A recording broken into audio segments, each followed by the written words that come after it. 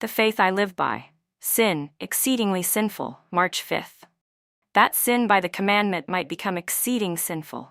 Romans 7 verse 13. In great mercy, according to his divine character, God bore along with Lucifer. The spirit of discontent and disaffection had never before been known in heaven.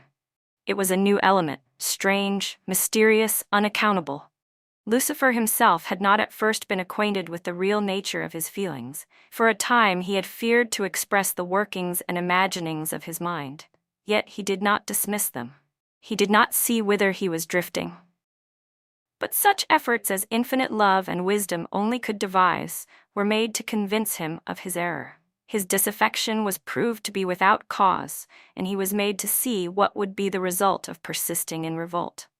Lucifer was convinced that he was in the wrong. He saw that the Lord is righteous in all his ways, and holy in all his works. Psalm 145 verse 17, that the divine statutes are just, and that he ought to acknowledge them as such before all heaven. He nearly reached the decision to return, but pride forbade him. He persistently defended his own course and fully committed himself to the great controversy against his Maker.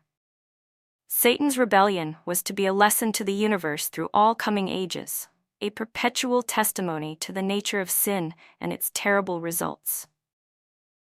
The working out of Satan's rule, its effects upon both men and angels, would show what must be the fruit of setting aside the divine authority. It would testify that with the existence of God's government is bound up the well-being of all the creatures he has made. Thus, the history of this terrible experiment of rebellion was to be a perpetual safeguard to all holy beings, to prevent them from being deceived as to the nature of transgression, to save them from committing sin and suffering its penalty. The infinite value of the sacrifice required for our redemption reveals the fact that sin is a tremendous evil.